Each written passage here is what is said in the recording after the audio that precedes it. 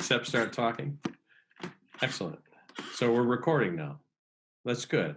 Yep. Well, now I'm talking to our viewers. Greetings, viewers, and thank you for watching the Modern Musicking Show. This is a very special and strange episode.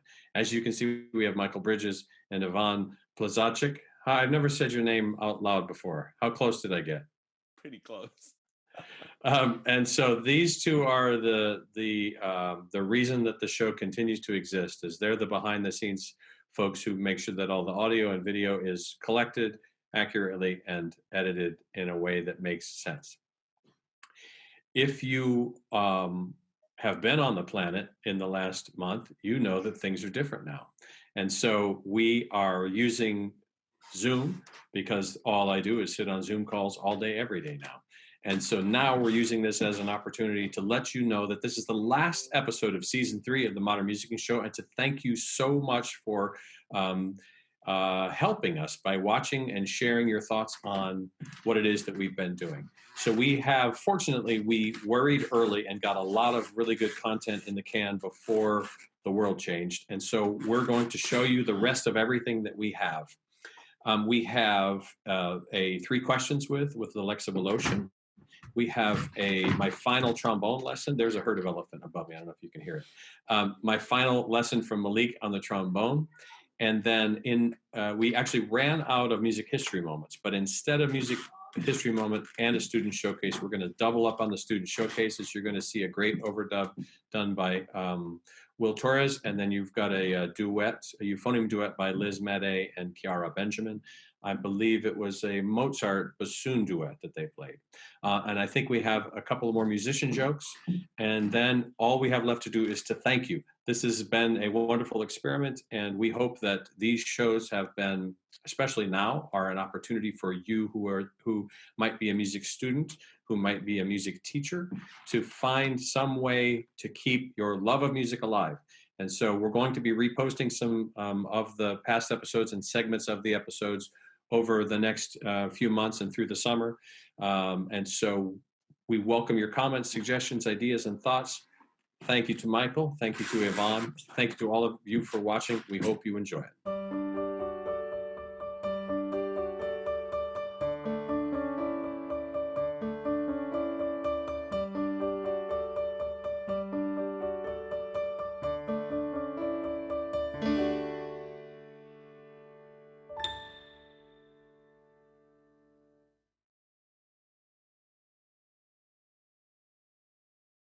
All right, so first question will be, who are you and what do you do here? So I am Dr. Alexa Voloshin. I'm assistant professor of musicology here. So I teach music history courses, but principally 20th, 21st century stuff, classical and non-classical musics. What's one of your favorite pieces and why? Okay, so it's actually a whole album that I've been obsessed with since it came out almost 2 years ago. It's by Wolostiki musician named Jeremy Dutcher. So Wolostok or Maliseet. That's his album poster right there. So I've been obsessed with it. He went into the archives to find the songs of his community that have been recorded but have been lost due to kind of government suppression of indigenous musics. And then he is a classical pianist, a classically trained singer, and he arranged them. And they are beautiful. So I'm obsessed with that album. I have to actually look at my notes to remind myself how to pronounce it because I don't speak his language. Wolastowa Eglintuwa Gonawa. That's what it's called. And my favorite song on it is called Bamognaga Bakta in Squez. And it is so gorgeous, and it takes you on this epic journey for 6 minutes or so, starting with this really sort of melancholy small piano repeating part, and then it just builds and builds and builds, and it's gorgeous. So for 2 years. Fantastic. Non-stop with Jeremy Dutcher. Cool. All right, favorite part either about being involved with music or favorite part of your job? Well, I have the best job in the world.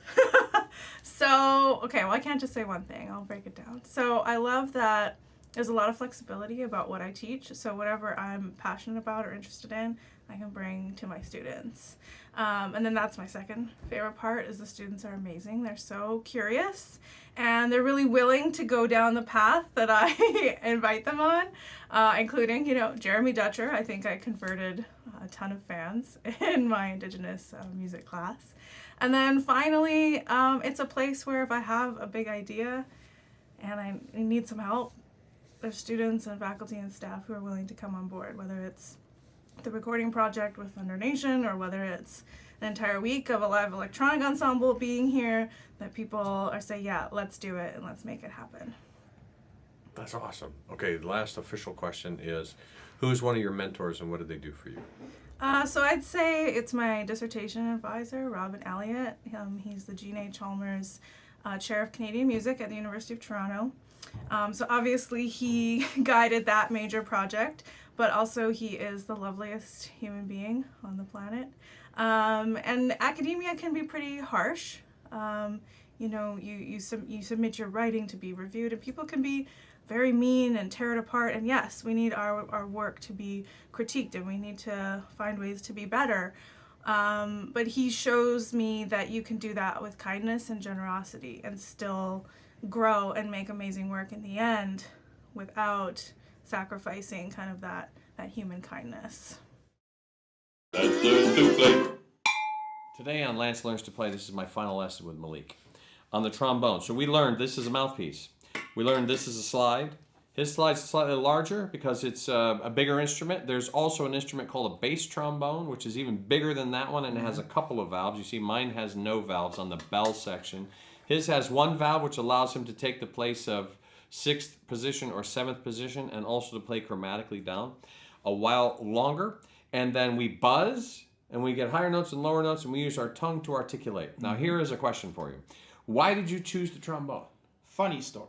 From 1st to 4th grade, I was homeschooled. Oh. And in homeschool, we had this fake music class where you were required to play the recorder and send in recordings of, like, Mary Had a Little Lamb and any of the nursery rhymes. And I absolutely despised it. I thought the recorder was terrible.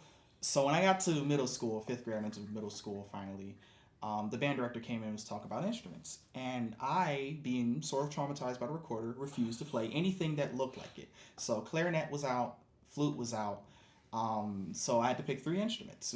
I put trombone first because I thought it'd be easy because it didn't have a million buttons like everything else. Trumpet was second, and I put saxophone third because everyone plays saxophone. But so I ended up with the trombone. Terrible choice. It's a very hard instrument. Why is it hard? It's hard because, well, for one of the things about other instruments is there's things like tuning and stuff like that. And because we are a big slide, we're kind of one big tuning slide. So if we're sharp or flat, it's always our fault. So for wind instruments, so if you have a brass instrument that has valves, if I put the buttons down, it's going to get me in the ballpark. Yes, it is. On a flute or clarinet saxophones, if I have the right combination of fingers depressed, then I'm in good shape. Yes. But so is it similar, I guess, then to like a fretted string instrument versus a fretless? So a guitar has all those frets, and so if I have my fingers at the right place, or if I'm playing cello or bass or violin, viola, there are no frets, so then I have to rely on my ears. Yes. So it's similar in that respect. I Yeah, guess. it's very much the string instrument of the brass family, as you know, as I just showed you what the reference points are. But those aren't necessarily always the reference points.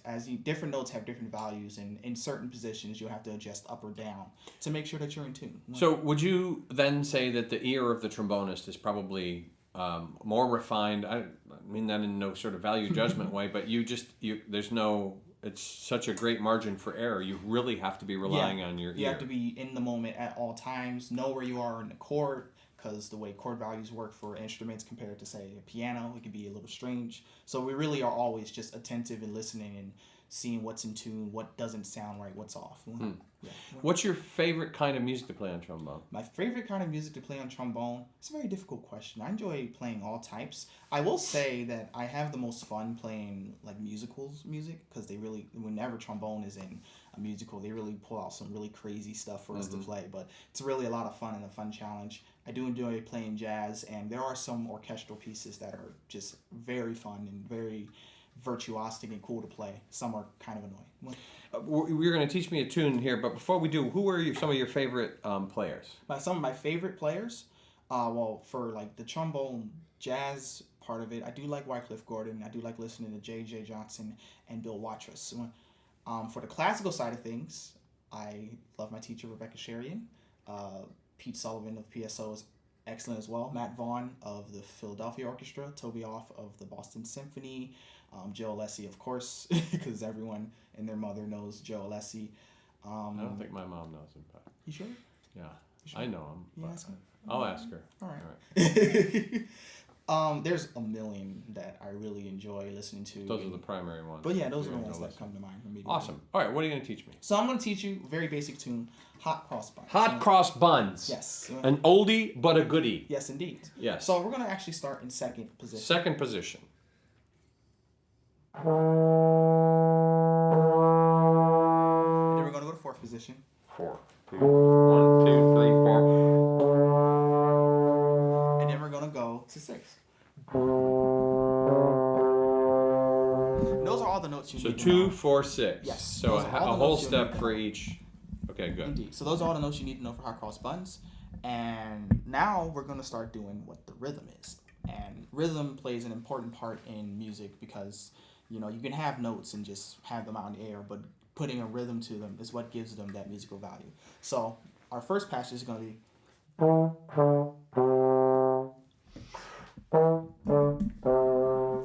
Indeed. And then we'll repeat that. And then we'll stay out in 6. And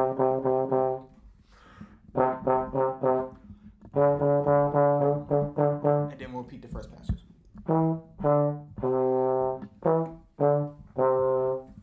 Indeed. So How'd I do? I think you did pretty good. So now let's try to put all of that together. Oh, all right. Are we ready? I hope so. All right.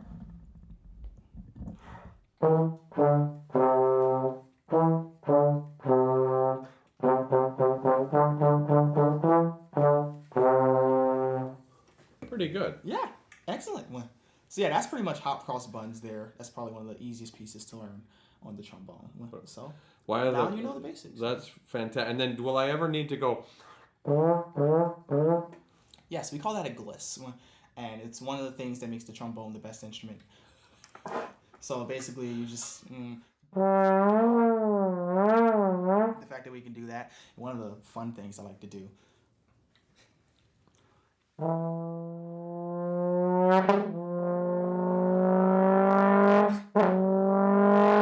It's not the only instrument you can really do like a motorcycle or car sound on. It's a lot of fun. It's really silly. Awesome. Well, thank you so much for being a great teacher. This is Malik. These are trombones. This was Lance Learns to Play.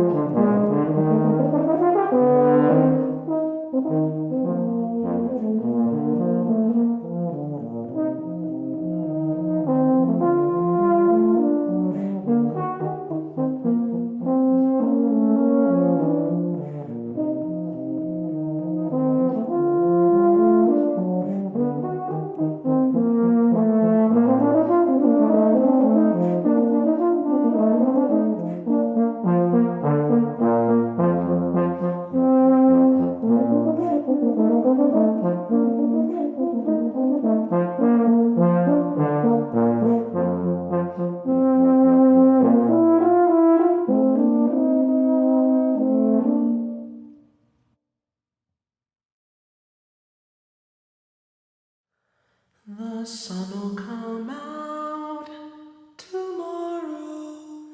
Bet your bottom dollar that tomorrow there'll be sun. Just thinking about tomorrow clears away the cobwebs and the sorrow. Till there's sun.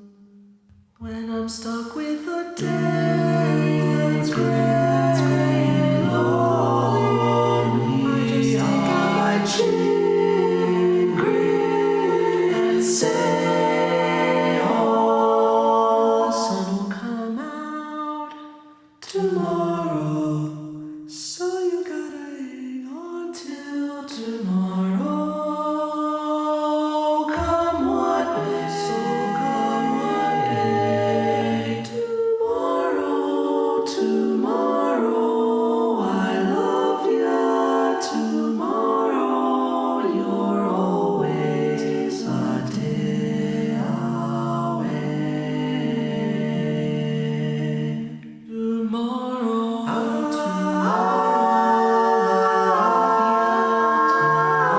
you're always a day away. Just one day, just one day, one short day